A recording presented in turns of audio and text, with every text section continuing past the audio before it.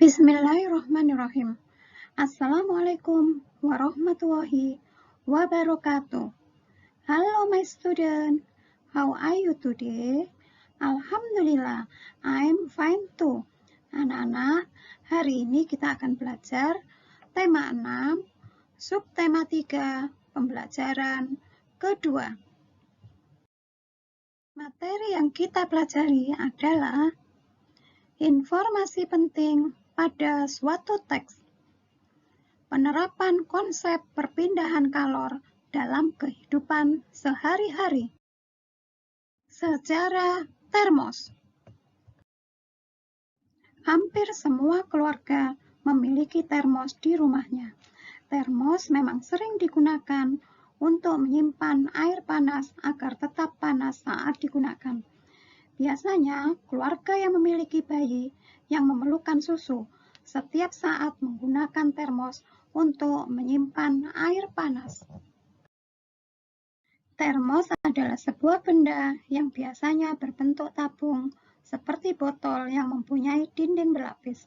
Benda ini dirancang berbentuk seperti kaca, dengan bahan mengkilap yang dapat menyimpan cairan agar tetap memiliki suhu seperti semula.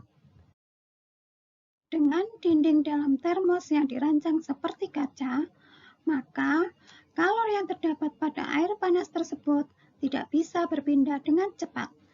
Panas yang dikeluarkan oleh air panas tadi dapat ditahan oleh dinding dalam termos yang terbuat dari bahan mengkilap ini.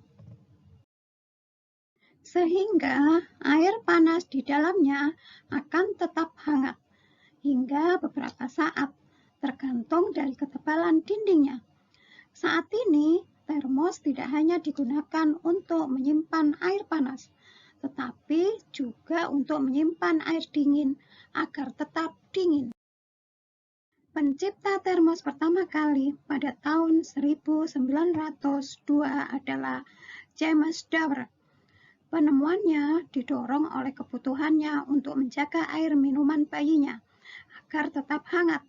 Tetapi saat itu untuk menjaga suhu minuman agar tetap hangat merupakan hal yang sulit dilakukan, terutama dalam kondisi cuaca yang dingin seperti di Eropa. Karena kebutuhan inilah, James Dewar menemukan cara membuat botol hampa udara. Botol hampa udara merupakan wadah dari kaca berdinding ganda dengan ruang di antara dindingnya dikosongkan dan ditutup rapat untuk mencegah agar panas tidak menjalar. Sementara dinding sebelah dalam botol tersebut dilapisi perak untuk mempertahankan panas. Botol hampa udara inilah yang kemudian menjadi cikal bakal lahirnya termos. Botol hampa udara buatan James Dewar dan penutup wol buatan mertuanya sampai sekarang dapat dilihat di Museum Ilmu Pengetahuan di London. Jawablah pertanyaan berikut ini. Tuliskan jawabanmu dengan menggunakan kalimat yang lengkap dan kata-kata yang baku. 1. Apakah fungsi sebuah termos? Termos digunakan untuk menyimpan air panas agar tetap panas ketika digunakan. 2. Apa saja bahan yang digunakan untuk membuat termos pada masa itu? Bahan yang digunakan pada masa itu yaitu botol hampa udara, merupakan wadah dari kaca berdinding ganda dengan ruang di antara dindingnya dikosongkan dan ditutup rapat.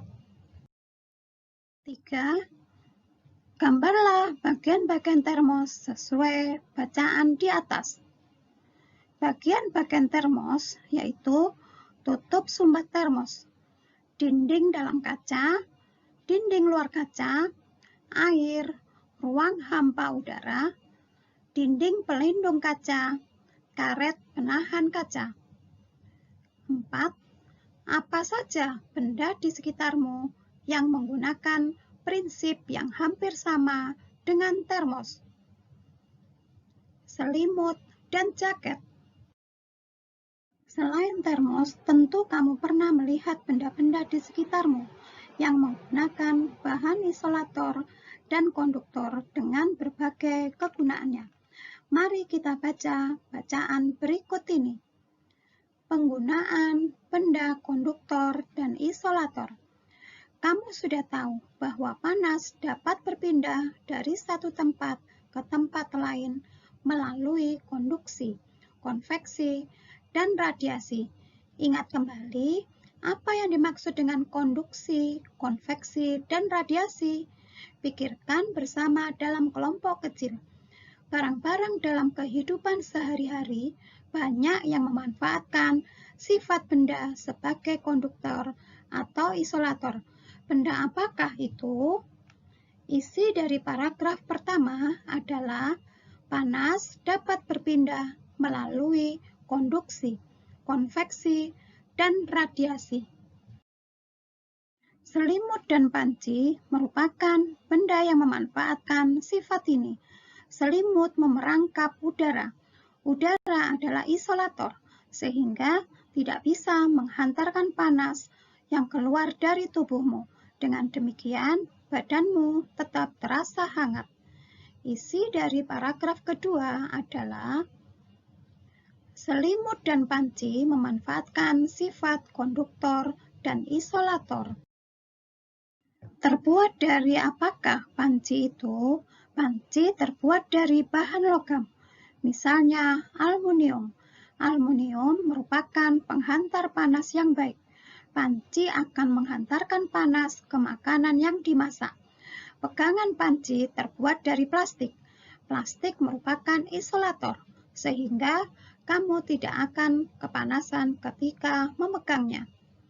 Isi dari paragraf yang ketiga adalah panci terbuat dari bahan logam. Mesin mobil dan motor terbuat dari bahan yang dapat menghantarkan panas. Mesin memerlukan panas untuk memperoleh kinerja mesin yang ideal. Karena itu, mesin dibuat dari bahan konduktor sebagai penghantar panas. Dari uraian di atas, kamu sudah tahu mana bahan yang bersifat konduktor dan isolator. Selain selimut dan panci, tentu kamu dengan mudah menjumpai penggunaan benda yang bersifat konduktor dan isolator dalam kehidupan sehari-hari. Isi dari paragraf yang keempat adalah mesin mobil dan motor terbuat dari bahan yang dapat menghantarkan panas. Berdasarkan kalimat-kalimat yang mewakili isi bacaan pada setiap paragraf, mari kita buat diagram dari bacaan tadi dengan menuliskan pokok pikiran dari setiap paragrafnya. Penggunaan benda, konduktor, dan isolator. Pokok pikiran pada paragraf pertama, panas dapat berpindah melalui konduksi, konveksi, dan radiasi. Beberapa barang memanfaatkan sifat benda sebagai konduktor atau isolator. Pokok pikiran pada paragraf kedua. Selimut dan panci memanfaatkan sifat konduktor dan isolator. Selimut memerangkap panas yang keluar dari tubuh sehingga badan tetap panas.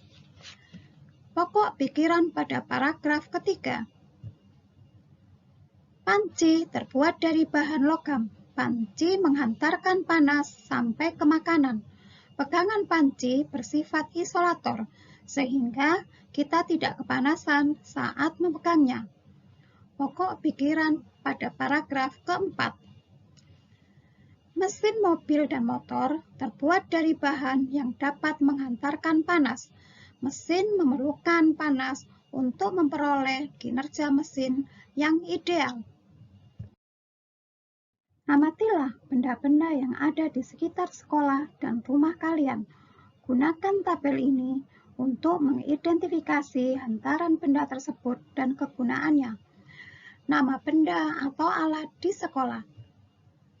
Pel listrik, sifat hantaran, konduktor, kegunaan, penanda waktu masuk atau istirahat.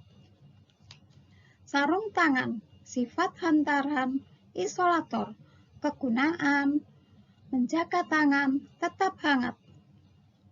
Termos, sifat hantaran, isolator, kegunaan, menjaga es tidak mencair. Jaket, sifat hantaran, isolator, kegunaan, menjaga badan tetap hangat. Solder, sifat hantaran, konduktor, kegunaan, menyambung atau memasang komponen elektronik. Nama benda atau alat di rumah. Setrika, sifat hantaran, konduktor, kegunaan, merapikan baju. Panci, sifat hantaran, konduktor, kegunaan, memasak dan merebus air. Termos, sifat hantaran, isolator, kegunaan, menjaga air tetap panas. Spatula, sifat hantaran, isolator, kegunaan, mengambil masakan dari wajan. Selimut, sifat hantaran, isolator, kegunaan, menjaga badan tetap hangat. Kesimpulan, panas dapat berpindah dari satu tempat ke tempat lain melalui konduksi, konveksi, dan radiasi. Ketiga cara perpindahan panas dapat dimanfaatkan dalam kehidupan sehari-hari. Demikianlah materi yang Ustazah sampaikan. Mudah-mudahan bermanfaat dan menambah wawasan kita semua. Sampai jumpa pada pembelajaran berikutnya. Don't forget to pray on time. Don't forget to read the Holy Quran. Don't forget to obey your parents. Don't forget study hard and be careful. Wassalamualaikum warahmatullahi wabarakatuh. See you.